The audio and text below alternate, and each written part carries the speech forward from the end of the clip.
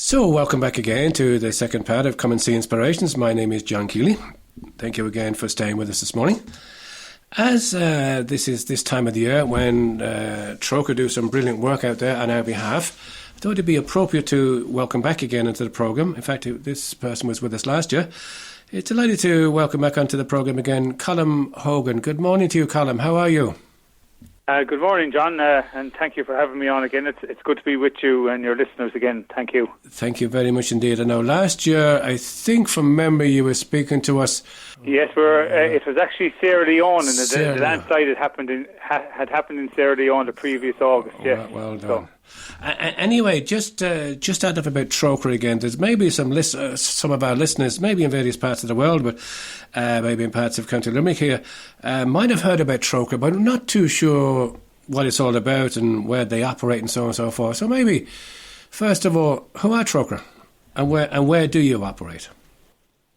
Okay, John. Well, Trócaire are the overseas development agency of the Catholic Church here in Ireland, and founded in 1973 by the bishops of Ireland, and with a dual mandate.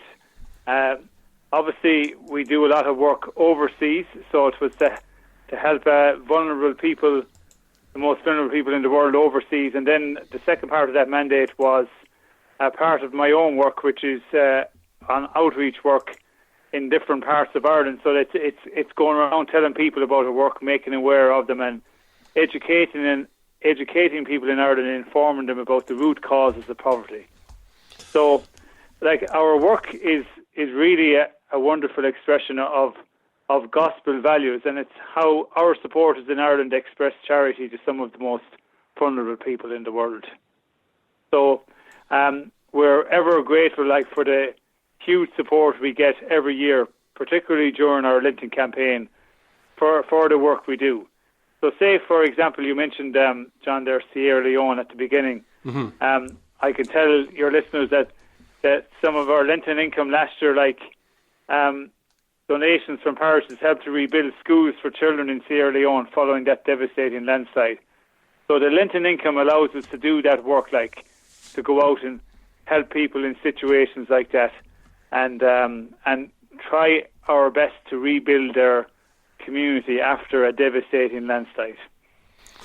And there be various other issues that you would have to, or that are addressed by Trócaire, aren't they? I mean, you get involved with food resources, maybe justice and human rights. Sometimes we're not too aware of that. You'd be fairly involved in that area too, wouldn't you? We would indeed, John, and we in a lot of our countries, unfortunately, women are not treated very well. So we have a whole program behind women's empowerment, and helping people realise in these countries that women should be treated equally, just like men. And our Lenten campaign this year is all about justice and human rights with regard to land resources.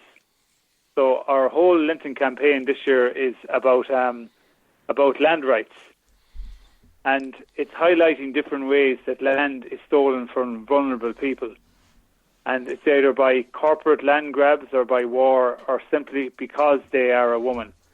So we actually have three girls on our Trócaire box this year, John. Okay. So we have Patricia from Uganda, Maria from Guatemala, and Maya, who lives in Lebanon, but her family are of Syrian descent. So maybe you might just go through each particular one, just to give us a sense of what these people in various parts of the world have to put up with. Okay, well, in Guatemala, John, just to let you know that indigenous communities have very little legal access to land, so they live on land their families have cared for generations because they're of Mayan heritage. So, but unfortunately, large landowners often take their land for their own use. So I was actually in Guatemala myself last summer, and I met Maria and her family. And they told us, Maria's father told us of the story about how their family were evicted from their house in 2011, and their house was burnt down, and their crops were burnt as well.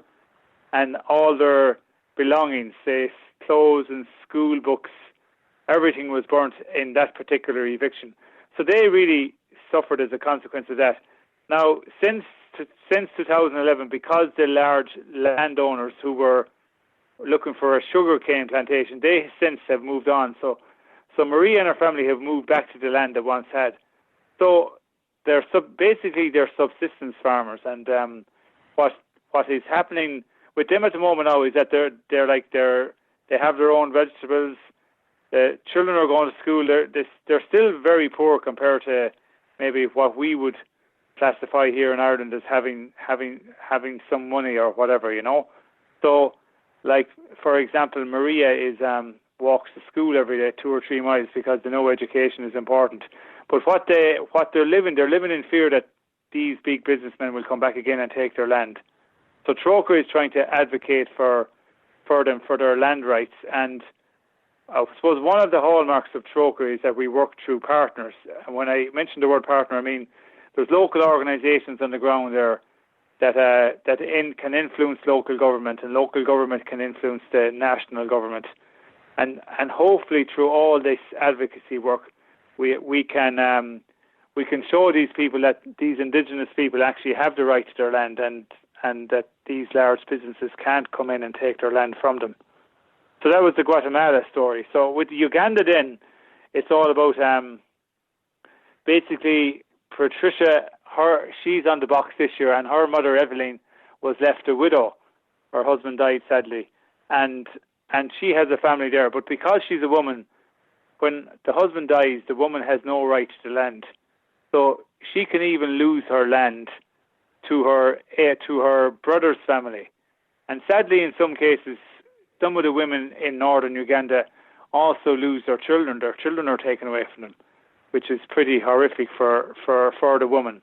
So again, we're trying to advocate, again with local organisations, that this is not right, and that the woman is well able to farm her own land, like many women do there, and that they are legally entitled to that land.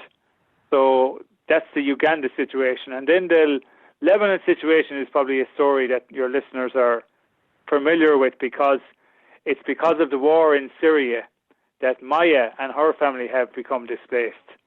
So they're living in a refugee camp in Lebanon, and when they look out of their house every morning, they can actually see Syria from far off. They can see the mountains of Syria.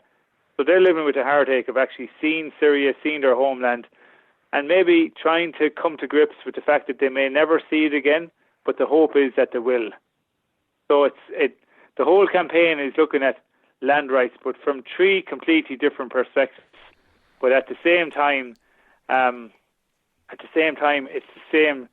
the same topic: owning their land, owning their home, and people losing their homes, which is a terrible injustice for anyone to go through. And I mean, would it be the case sometimes that even if these people come back, you know, maybe that lady you mentioned out there in Guatemala, would she be able to come back again? Like, she would come back to her own house. Would these big guys come back in again, maybe, and take the land again? There is that possibility that will happen. So, that's most of our work. We're trying to advocate that this won't happen again, you know. So, but they do live in that fear. So it's the fear of losing their land again, you know. And I suppose one of the things that's really struck me when I was there on my last day there, I met an uncle of Maria's, and Maria's uncle said to me, he says, "You don't realise, Colm, the hope that organisations like Trócaire and organisations you work with over here, the hope that you give us," because he says you're the hope that makes us get up every day, and also the hope that tomorrow may be a better day for them. So he says no money can take that hope, or no lack of money can take that hope away, and no wealth of money can buy that hope for them. So, and he said, make sure when you go home, tell the people in Ireland that you have given us that hope and the will to live on, and that we're so grateful for it, and so grateful for the generosity of that support.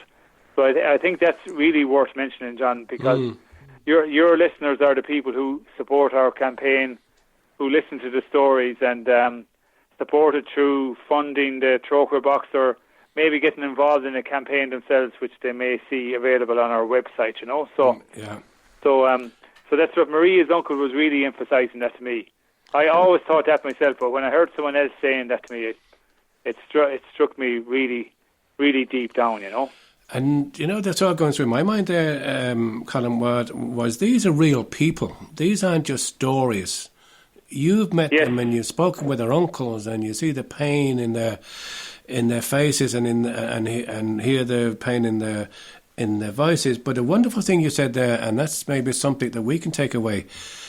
You, and through us, you are giving them some hope.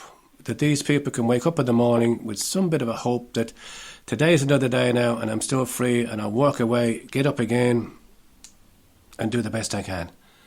Yes, absolutely, and I could actually see the genuineness in that man's eyes when he was telling me this story. That he said, like, this is what keeps us going. And I know from my work colleagues who have been in Uganda and in that refugee camp in Lebanon as well, that that same hope is there, because they see people coming in who value them because of what they've gone through, whatever context their story has been. They people coming in like Trócaire, like the local partner organisations we work with.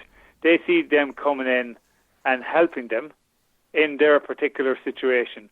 And as bad as that situation is, they know someone is thinking of them somewhere, and that keeps them going. Colm, there's people out there listening, and I'm sure they want to try and help in some way. What's the various ways maybe we can support the good work that you guys in Trócaire are doing every day?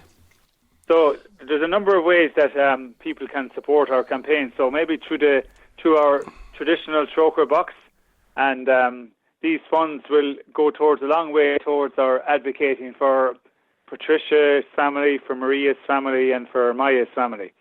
And also with the Limerick Diocese, John, we have a volunteer initiative in operation at the moment. We just started last year, and it's great that we actually have just around 13 or 14 volunteers with us in the Limerick Diocese. So what they're doing for us at the moment is that they're creating a Trócaire display in their church, or creating a Trócaire space. They're helping us put up the posters in the different churches around the diocese. And some of them have actually gone out and spoke at masses about our work, creating awareness of our work. And there's a number of different other things that they can do. They could organise a coffee morning in the parish centre. So there's different things that they can do. For example, I know in Trócaire we have some films that we can show in community centres. So that's an opportunity as well, that maybe a volunteer could be promoting that film showing in a community centre. So the way they volunteer, they can actually do it through their parish priest. They could ask the parish priest, or they can contact us directly as well. So it's a great way of creating more awareness of our work as well, I think there's another one that could be fairly popular. I sort of like it myself. Is buying gifts. Oh yes. Particularly, I suppose, particularly at Christmas time, we have a gifts campaign where people can buy gifts for particular people in the developing world, but those gifts can also be bought throughout the year.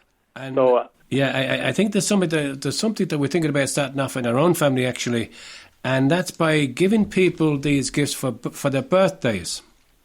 So the idea is, I can give somebody, for example, I can give chicks, I think it is for about €8, or we can buy even some soap, which is only a €5. But all these ways and means we can go right up and spending maybe €1,000 if you want, or €200, or €65 for beehives, whatever it might be. But there's various ways we can do it.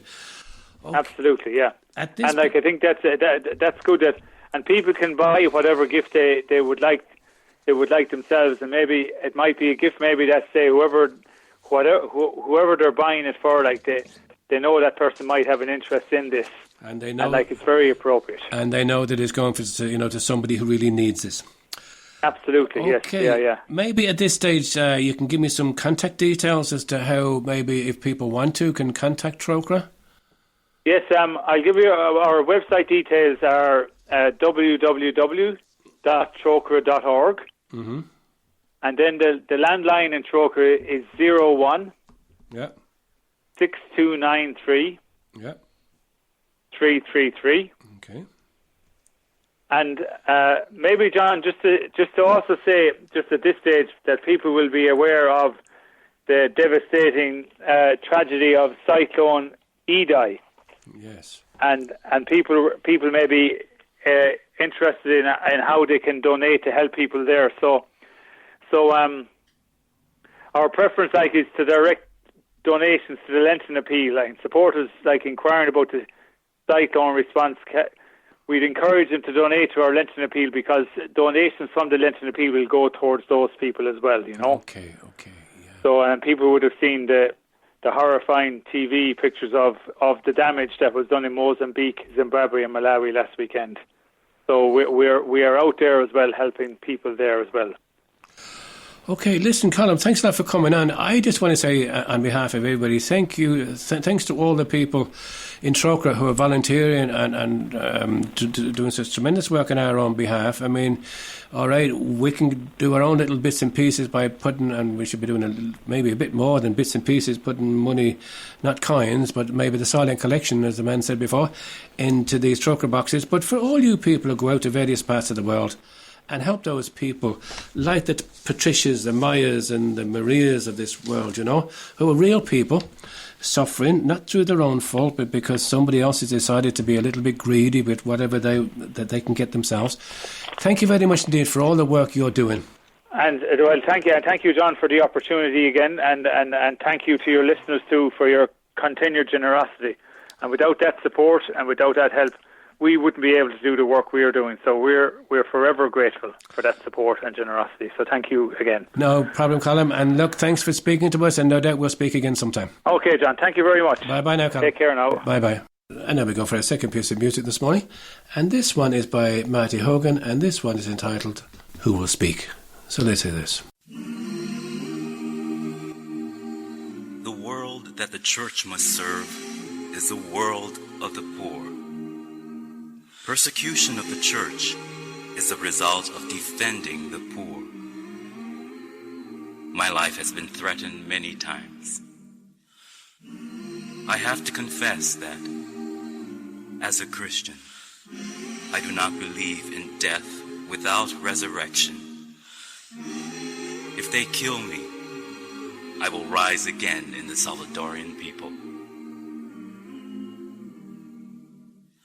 Who will speak for the poor and the broken? Who will speak for the peoples oppressed? Who will speak so their voice will be heard? Oh, who will speak if you don't? Who will speak if you don't?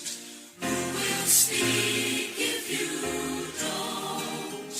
Who will speak so their voice will be heard? Oh, who will speak if you don't? Who will speak for the ones who are voiceless?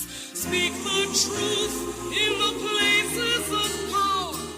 Who will speak so their voice will be heard? Oh, who will speak if you don't?